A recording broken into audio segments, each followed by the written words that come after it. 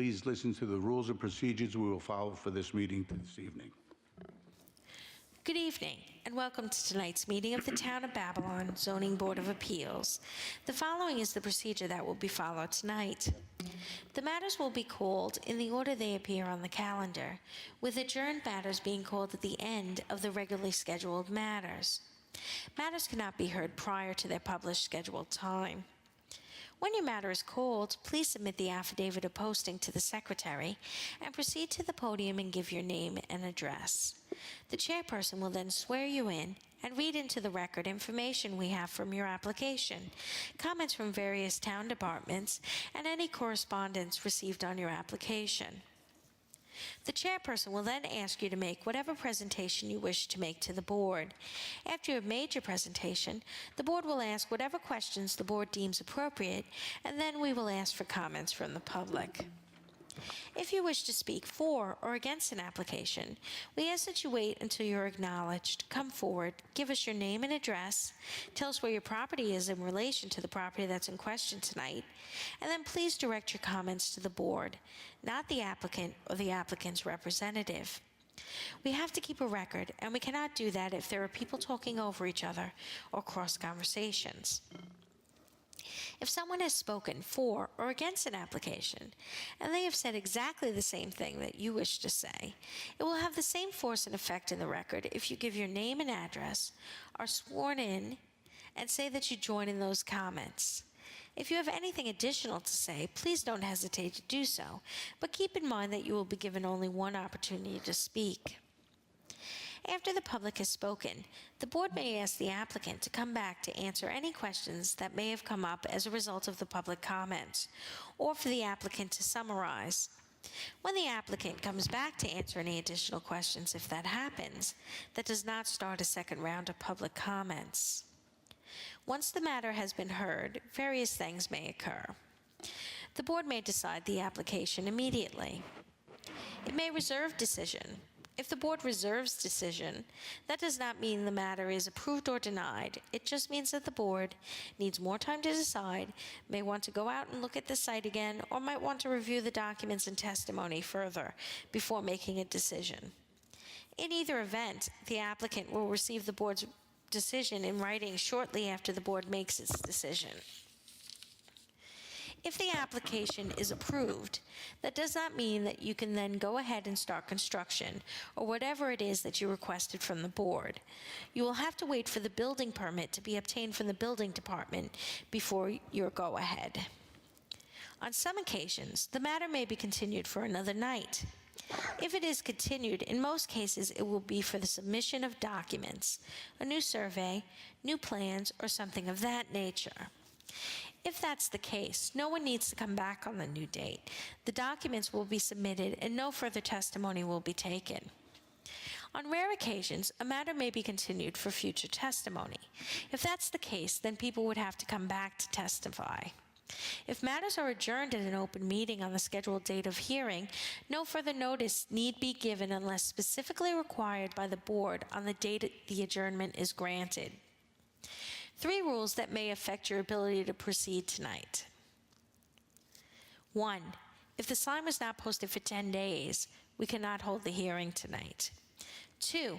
If you commence this proceeding while you own the property, but no longer own the property, and you are here now to continue with the application, you will need either the written consent of the new owner or the new owner to be present for the hearing.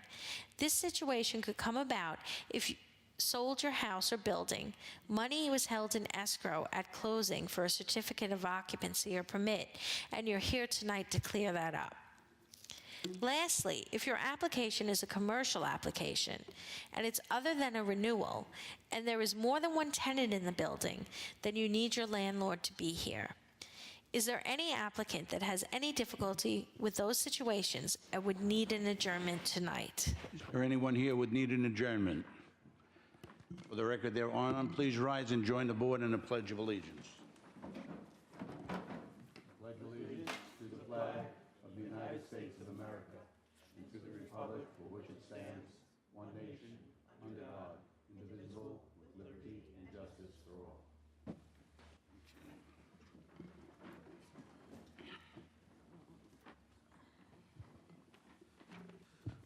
First application, 23-017, Anna Dawson.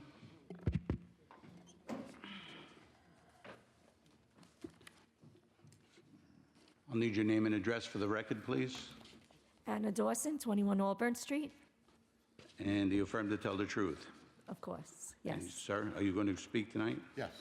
Your name and address for the record, please. Joseph Murray, 21 Auburn Street, West Babylon. You affirm to tell the truth? Yes. What would you like to, for the record, just let me read these things into the agenda here. We have a planning board memo dated March 9th, 2023. We have a certificate of occupancy dated March 10th, 2023. We have a Department of Environmental Control memorandum stating that this application may not result in any significant environmental impact.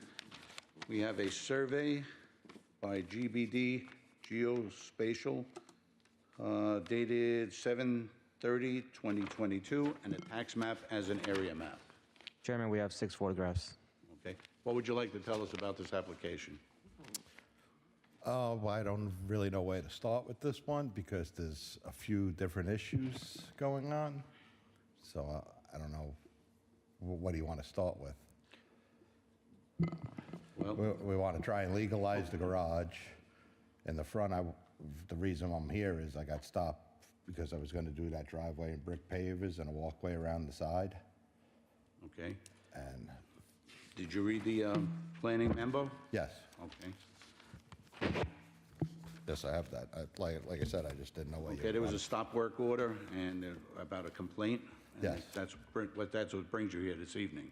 Yeah, and then once they were there, like I said, the garage didn't have any permits when I built it. So I want to try and legalize that, along with that front room, which I didn't build that front room. It was part of the house I got papers from 1937, it was 57 that was there. I just put the front door back in the front. Okay, I'm going to turn the hearing over to Ms. McCullough. Okay, so for the driveway, you're not widening it. You're just going to redo it? I want to keep it exactly the way it is, but if on the other side of the truck right there, I wanted to have the front walkway come down and then continue the walkway around the side of the house to that gate. To the gate where the The tree gate bushes? right there, yes. So that walkway, I wanted to come down to the front door and then have the walkway come down from the front to the front curb there and keep the driveway the same size. On the survey, I plotted out pretty much what I had dug out, if you could determine the dirt area to the line there. Okay. But that put me over 40% of the property or something. Now, to do all that would be 44%, which when I was talking to Nick, the planner, and the permit department, he said, if you can keep it at 40%, That's what we would prefer. prefer. And he said sometimes, if it's only, if I stay under 50%, if the closest to 40 I could, if that's exactly what I wanted to do. I mean, it's still all dirt right now since I got stopped, so I can pretty much finagle anything if I want to cut down on the square footage of the walkway a little bit around the side of the house. Okay. Just for the record, this application doesn't have a variance request for the front yard building area. It has one for the total building area of the lot. Okay. So if you wanted to go for more than 40% in the front yard, you would have to come back to the board with that. I was under the Right now, assumption you were this not was written all. up for over 40%. You were written up for total building area, that's for the whole lot, including all your accessory structures in the rear yard, the dwelling, everything. But that 44% was including For the that, total building. including that piece I want to do. I don't believe so. I think you're Because talking about two separate, because then there's a variance for front yard lot coverage. That's 40%. That wasn't written up as a variance for this. Okay. That's why I hired Expediter, so I could try and wouldn't be in this predicament right now. If you were to take down a structure, would that help the total yard? Total. It's still total, yeah. For variance. Yeah. 40% in the front yard, which isn't presented for you in front tonight, and there's the 44% that's here tonight for the total lot. So then he'd have to Yes, re-advertise. to re-advertise and come back for We this. wanted to go above the 40% in the front yard with your driveway. So depending on what you do, if you maintain the 40%, you wouldn't have to come back here. If you want to do over 40%, strictly talking about the front yard, you would have to come back to the zoning board.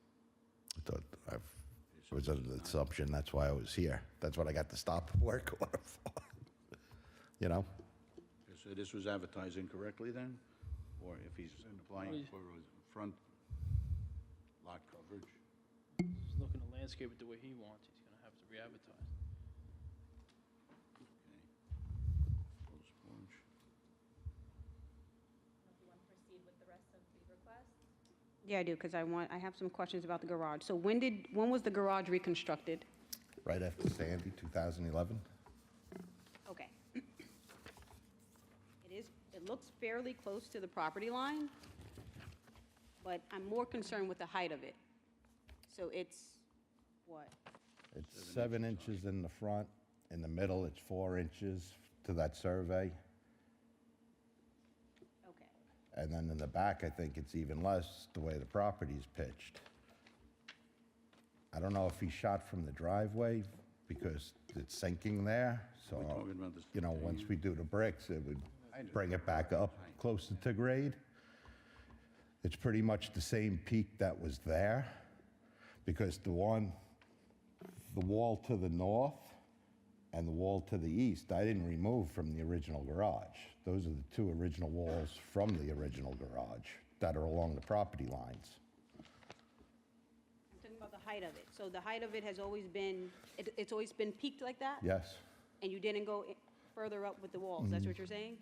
That peak was, I copied that peak. The peak is just over now, back in Okay. center of the garage from where it was. So you reconstructed it? Yes. So could you lower the peak? I would, I'm sure, Rip it all apart. I wouldn't even know where to start without tearing the whole roof off. How you could lower the peak but not making it flat then. What else is back there? What other structures do you have in the back? Just a shed in the backyard. How long you been at this address? Excuse me? How long you been at this residence? I've been there 12 years now. She's been there since 1997. Okay, how large is that shed? The shed is under 100 square feet. It's 96 square feet. Because that would change the lot coverage. You'd have to still come back and re-advertise for the front. I think we should reserve this decision. We just want to have some further clarification before we make a decision this evening. All right. Also, I have these letters from the neighbor about the garages. I don't, do you want them? So, If we were to approve this application, would you agree not to have the garage heated or any plumbing in the garage? the garage has no heat or plumbing. And you agree to remain? Yes. It remains that way, okay. All right, we're going to reserve decision on this. You'll get a decision in the mail. And what do I have to do for the driveway part now? Like I said, I was under the assumption that's what I got the stop work order for. That's what I really thought I was here for. That wasn't written as part of your denial, the total building area was written. We'll follow up with you next week, and we'll talk about proceeding from there. So there's a total building, and then that Front. goes to the front yard, Yeah, or there's including the two front yard? separate, It's parts two of the separate? Code that allows 40% of the front yard, and then your total building area of the entire lot. So those would be two separate variance requests. Okay. Okay, the other, on the, Follow up next week about going over what you're gonna do with the driveway. Okay. Is Did you there anyone- contact me, or? Yep. All right, because like I said, I hired an expediter. That's what I really thought I was here for. Where's he tonight? Huh? where is the expediter? She couldn't, she had something planned for tonight. Is there anyone else who would like to be heard on this application? For the record, they're on. We're going to reserve the decision. We'll get a decision in the mail. Okay. Okay? Thank you. Okay.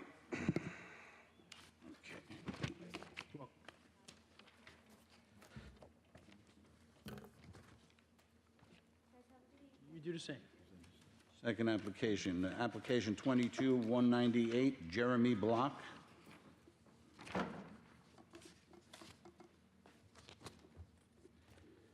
Name and address, please.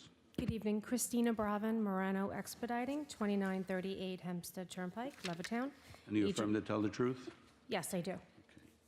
For the record, we have a Planning Division memo dated March 10th, 2023, Department of Environmental Control Memorandum with some conditions that need to be addressed, dated March 13th, 2023, Suffolk County Environmental Development, Economic Development statement here, dated November 17th, 2022.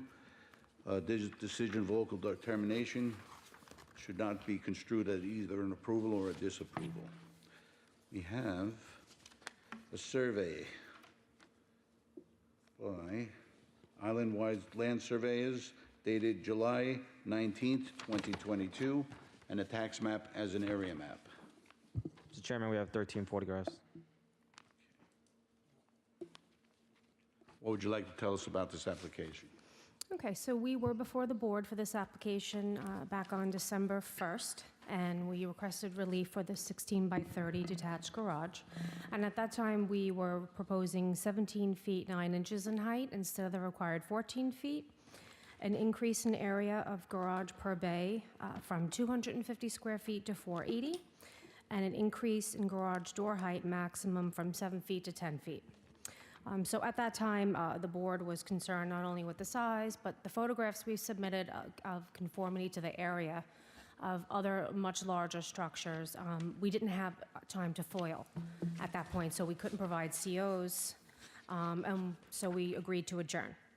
We foiled, and we have COs on the structures that are same size we're requesting, if not larger. We also went back on our plans and were able to reduce the height by 1 foot. So now we're requesting 16 feet 9 inches as opposed to the 17 feet 9. And we are requesting 8 feet for the garage height door. When 7 is the max, we were requesting 10 feet at that time. And there's also a side yard setback request today from 4 feet, from 6 feet max to 4 feet. Or 6 feet minimum side yard to 4 feet. So I have the COs for 24 Flint with the matching photograph, 16 Gibbs with the matching photograph, 13 Hayes with a photograph, and 4 Irving.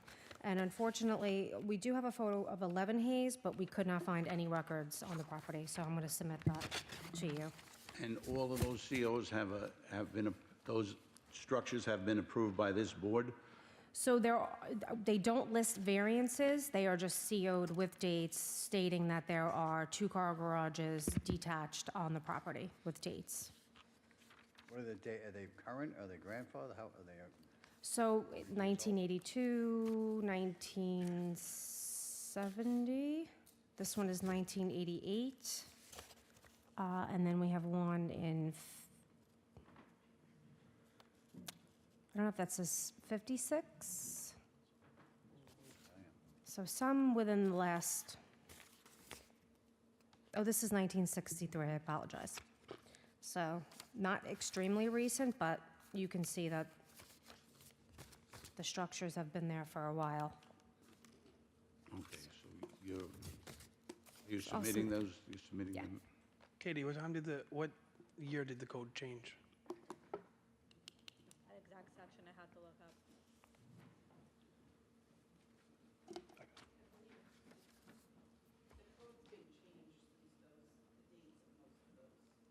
Yes, so the reason we wanted to submit those was just to show that it's not out of character for the neighborhood to have this size and structure.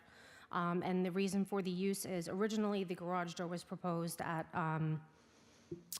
10 feet so that he could put the boat in there, but we've now reduced it so that he could just park the truck and the other car in tandem. So again, just showing conformity to the neighborhood. It's not out of character for the size structure. And on 2 of them, you can see it looks as though they might even have living quarters up above. So we're not requesting anything of that nature, just strictly storage.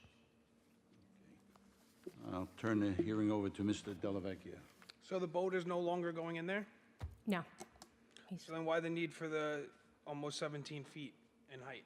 It's just the pitch of the gable. So if you could see from the plans that it's 11'6" inside clearance. He won't be able to get the boat in there, it'd be impossible. I mean, I don't know any way for him to really get it in there at this point, but just so he could put the truck. And there's only 3'7" to the peak above the top plate, so there's no way for it to be habitable. It's strictly storage, so he'll probably hang a few, like, of the bin holders up top. Just have clearance for the top of his truck. How high is his truck? It's Super Duty. I What's the normal want height? to say it's a 7 little foot over garage 7 door will feet. Fit right in. He'll have, like, just get in there with the 8-foot door height. So would he confirm with not having to go with an oversized door in that case? So we're requesting the 8-foot door height just for him to get the truck in with clearance, with The enough truck clearance. lifted or anything? Because even I an think it is F-250 slightly lifted. I don't have the F-250 specifications or an on it. F-350 truck will go through a 7-foot garage door, no problem. Yeah, I believe it is slightly lifted. As far as I know, he won't be able to get the boat in there with that height unless there's something, I don't know if there's another way to get a boat in off a trailer. But we're not putting the boat in the garage at this point. I don't think he can at this point. That's why we've reduced the height significantly down to the 8 feet instead of 10. So there's no need for the 16-foot height then? There's So no the boat going 16-foot in. height is, because it's a gable roof, it matches the house, so they just are matching the pitch, so it doesn't look off. And he reduced it by a foot from the last proposal. Make it a 14-foot gable. I don't know if he'd be able to get to the 14 feet with the 712 pitch and only a 16-foot width. This isn't constructed already, right? No, totally proposed. We went back and we got all new plans again, so he's trying to work with the architect and the board just to get it as close as possible. And again, seeing as how all the neighbors have larger, he's trying to work with it, but also, I think that we need to clarify when the zoning rules changed, so we could determine whether it was pre-zoning, the zoning rule for the 14-foot garage, the height was in effect when these other structures were constructed. sure. Okay, so I think we need to reserve this decision once again until we do further research as far as the zoning regulations. Okay. All right, is any more questions from the board? Would anyone like to be heard on this application? For the record, there are none. We're going to reserve that. Okay, and is that with the 62-day max, or is there more time needed when it's a reserve of decision?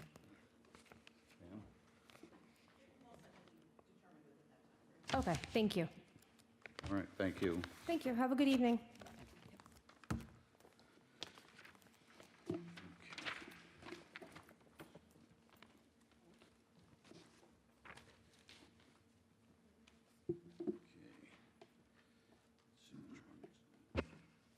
Application 23-015, Ann M. Aslan Bad.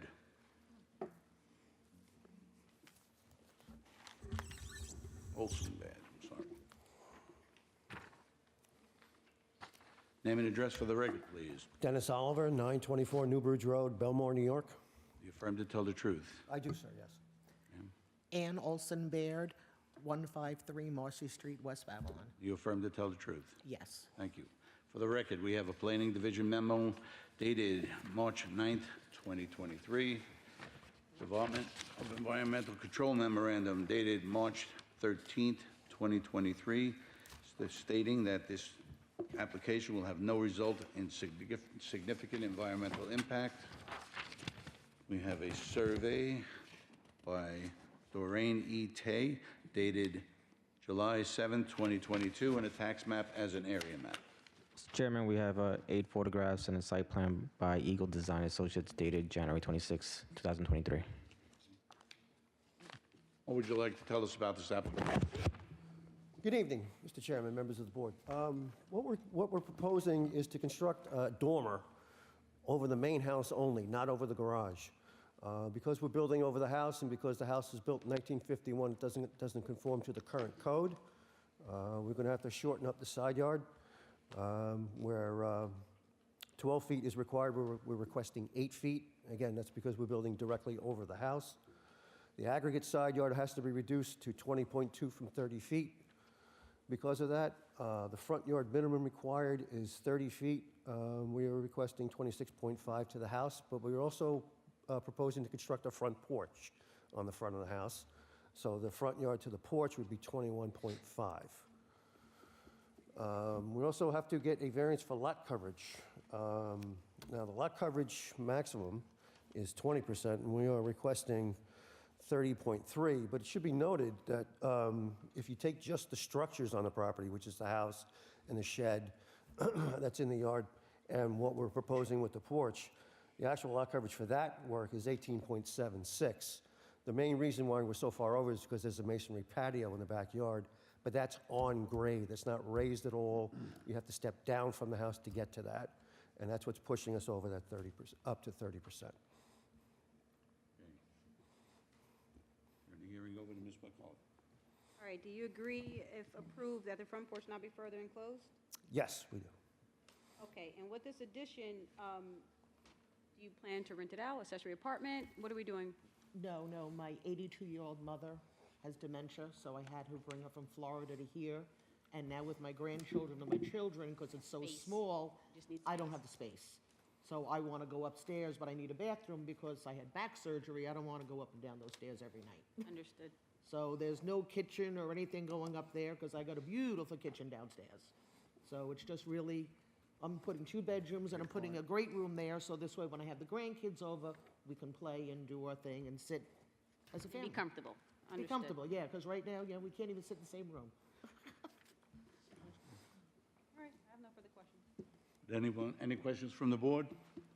Would anyone like to be heard on this application? For the record, there are none. All right, I make a motion to approve application 23-015 with the condition that the front porch not be enclosed. Second. All in favor? Aye. Thank you. Thank you very much. Everyone have a good evening. Thank you. Have a great day. Did you want that? Okay. Application 22-249, 95E Booker Corp.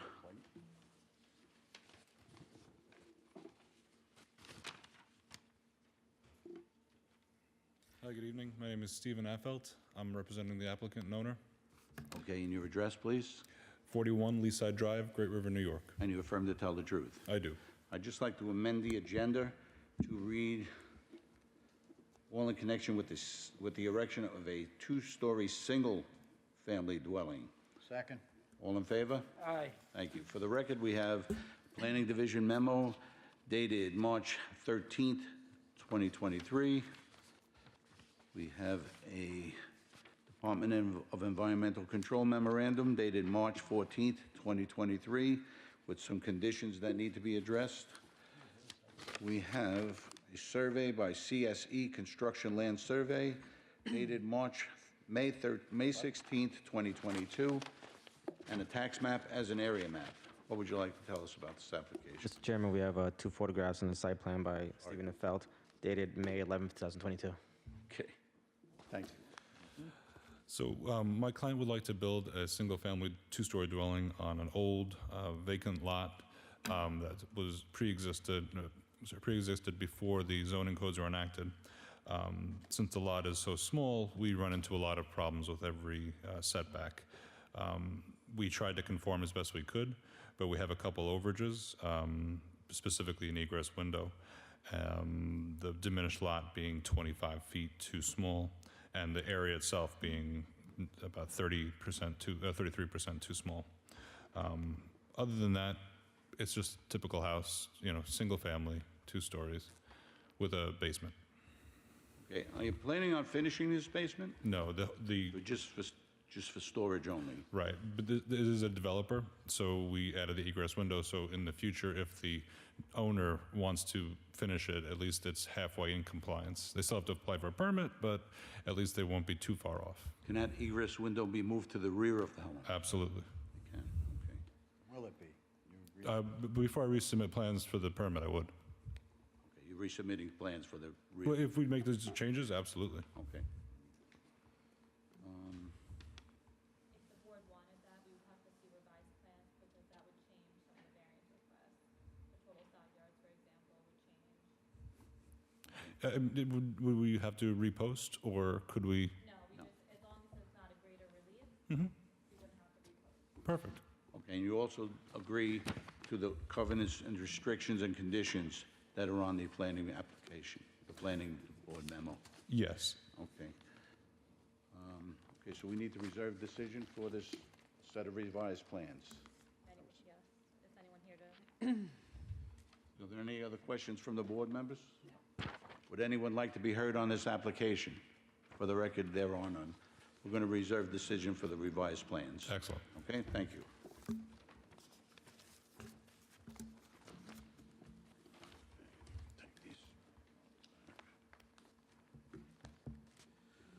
Okay. Application 22-250, 95E Booker Corp. For the Hi. record, Stephen Affelt, my address is 41 Leaside Drive, Great River. and you affirm to tell the truth? Absolutely. Okay.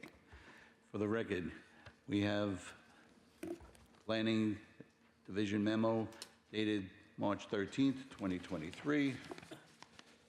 We have a Department of Environmental Control memorandum dated March 14th, 2023, with some conditions that need to be addressed. We also have a survey by CSE Construction Land Survey dated May 16th, 2022, and a tax map as an area map. Chairman, we have 3 photographs on a site plan by Stephen Affelt, dated January 30th, 2023. Again, what would you like to tell us about this app? Okay, this is a little different.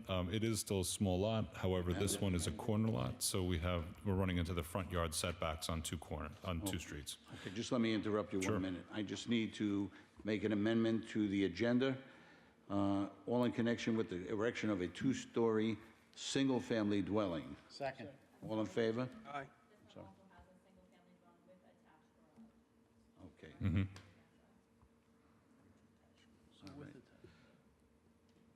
All in connection with the erection of a two-family, single-family dwelling with an attached garage. Second? Second. All in favor? Aye. Okay. Continue. Sorry about that. No, don't worry.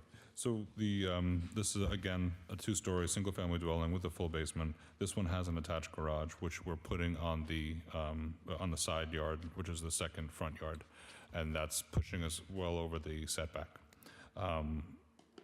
We also have a rear entry to the basement, or a Bilco-style entry, that's pushing us over our rear yard setback. Other than that, it's the same problem as the last file, small lot, regular-sized house. We're trying to conform to the best of our abilities, but we also find that when we attach in a garage, it's much easier to sell after it's constructed. Okay. On the Bilco style garage, the basement door, can you replace, you're going to just use this basement as storage also? There's no... Storage not also. gonna Finished base, you're not going to make a finished basement there. Is there any way of changing that Bilco door to an egress window? Do you mind? We can. Yeah? Okay. And you agreed also to the covenants, restrictions, and conditions Yes. that are on the planning memo. Okay, so we're going to reserve decision on this. Would anyone like to be, any other questions from the board? Just Sure. since we wouldn't be, we would still need the egress window as part of the setback relief. So Right, well, it'll be less of a setback. it would, I guess we wouldn't be allowed to change that on our approval to being like a 4-foot overage rather than, just so you don't have to reserve a decision if you don't want to. No, we need the exact measurement. Understood. Okay. All right, so we're going to reserve decision for the additional change in plans, in the plans. Okay, and you'll get the decision in the mail. Excellent. And thank you very much. Have a good night, everyone. You want to be heard? Does anyone want to be heard at this application? For the record, they're on. Okay, thank you. All right. Again now. Here you go. All right. We got an encyclopedia here. Application 23-009A and 23-009B.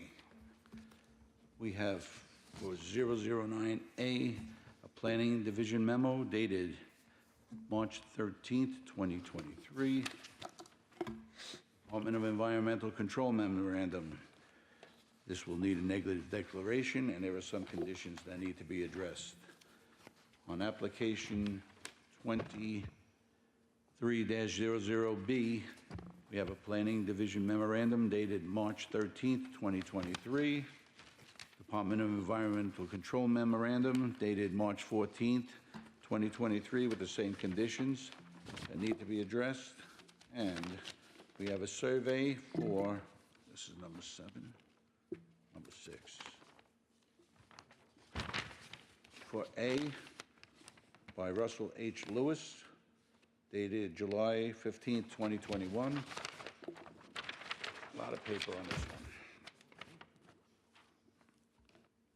Another survey, another larger copy of a survey. We have a Suffolk County tax map indicating the location of the properties and a regular tax, Town of Avalon tax map for A. On B, we have also a survey by Russell H. Lewis, dated July 15, 2021, with an additional survey for 6 and 7 for A and B, dated by R.H. Lewis, dated July 15, 2021. Okay, we're not done yet. We have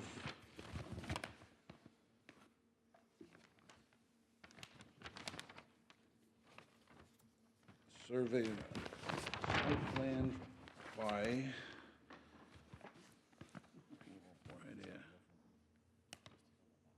Lab Crew Engineering, dated February 6th, 2020, for application A and B. An additional set of plans by Lab Crew Engineering dated July 15, 2020 for A and B. And I think that's about it. Let's see what else we have here. We have 5 photographs. Thank you.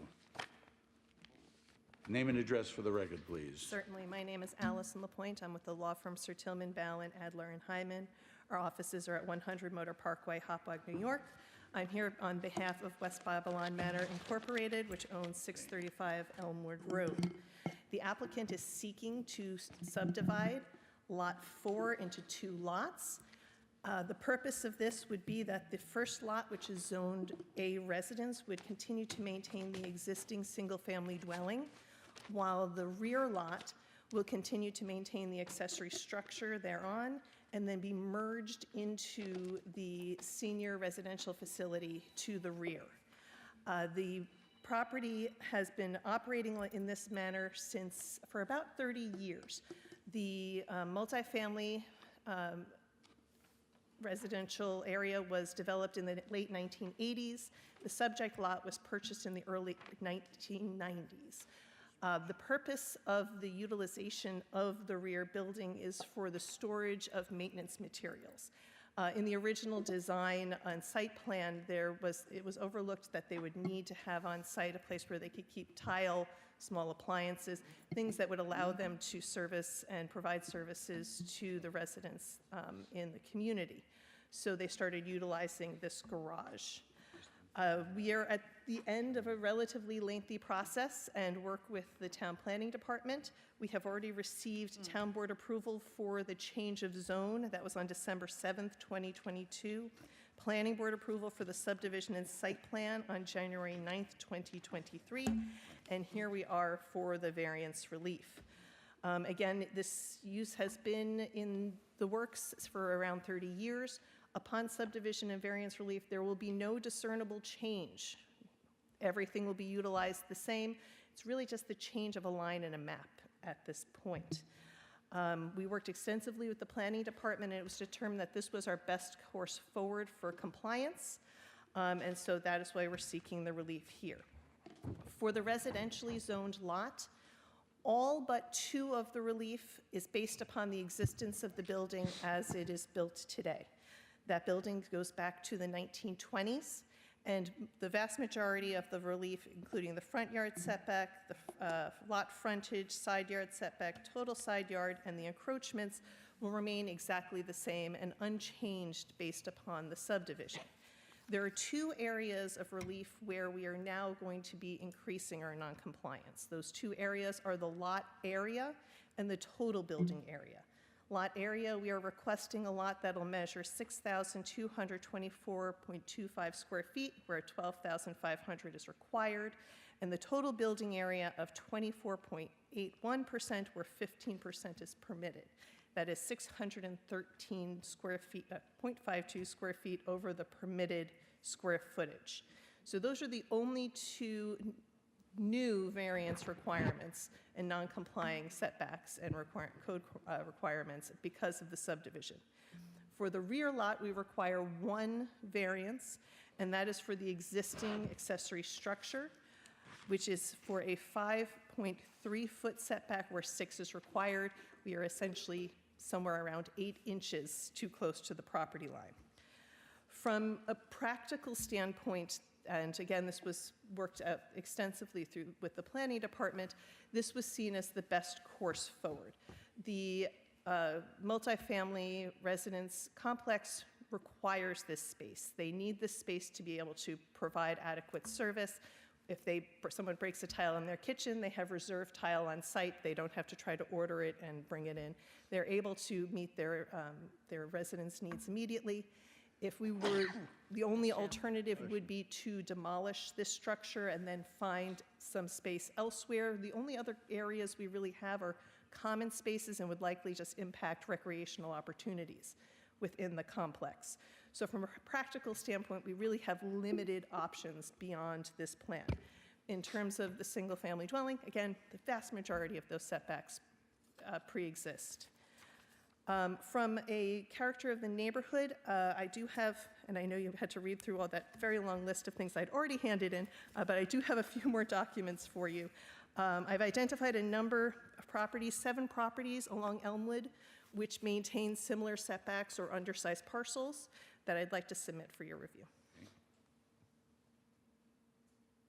Thank you. I've also incorporated a color-coded tax map that shows you where those lots are located, and they're numbered. I apologize for the highlighting. I am not technologically advanced enough to do it in a fancier manner. From a substantiality perspective, the vast majority of these variances pre-exist and have existed for an extended period of time. Again, the dwelling has been there since the 1920s. While some of those variances may be seen as numerically substantial, as there will be no change or a negative impact to the community, I would argue that there is no substantiality there. Again, there'll be no visible change to the community. This parcel has operated in this manner for approximately 30 years. We're really just changing a line in the map so that way we can come into compliance.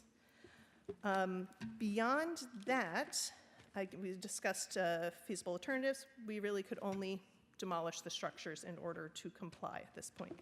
I did review the staff reports, and I thank very much for the thoughtful input. I did have a couple of responses. Staff commented inquiring regarding whether or not the sheds on the residential lot meet the 2-foot setback. I've utilized a scale and applied the scale, and they do appear to be 2 feet. If by some instance they're not, they are simply on top of asphalt. They can be moved if the board wished to condition the approval upon maintaining a 2-foot setback from the new rear property line. We'd be certainly more than amenable to that. I've expanded on the use of the space as storage for maintenance, so that is asked and answered. I did note that in one of the memos, it indicated that the setback for the rear building was 3.5 feet. No, in fact, it is 5.3. I think that number just simply got inverted.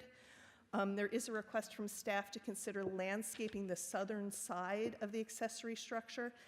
That is a bit difficult in that it is currently has concrete and asphalt in the area. It should also be noted that the single-family dwelling is going to be retained by the applicant. They're not looking to sell it. They are going to continue. It's being utilized, I believe, as a rental. It will continue to be utilized as a rental. So we'd really only be screening the building from ourselves, so to speak. But it would be somewhat difficult. It's hard to see from that aerial, but if you look at the survey, you'll be able to see that there is asphalt pretty much to the fence line, or concrete to the fence line.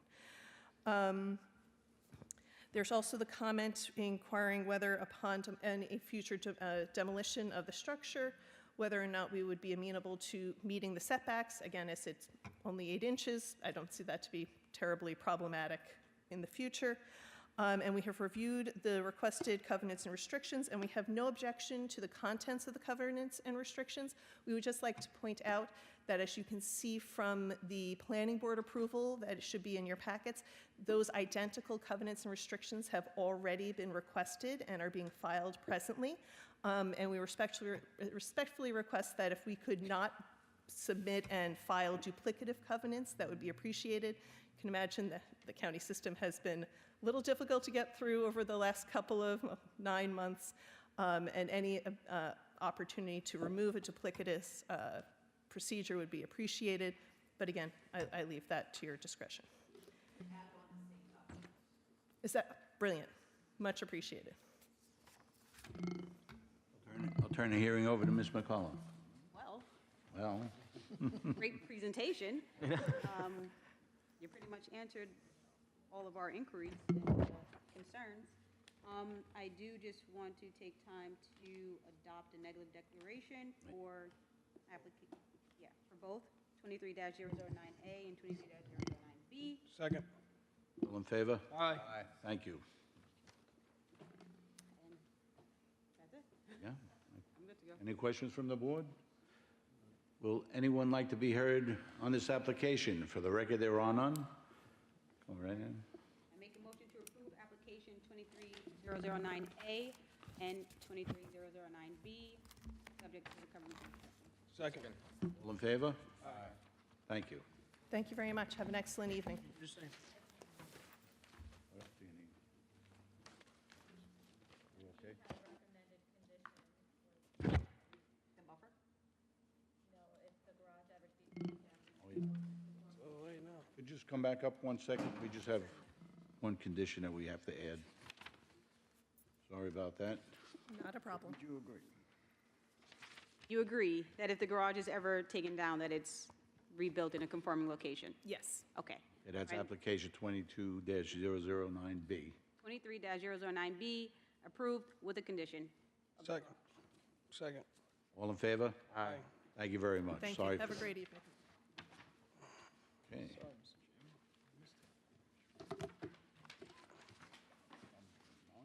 Okay.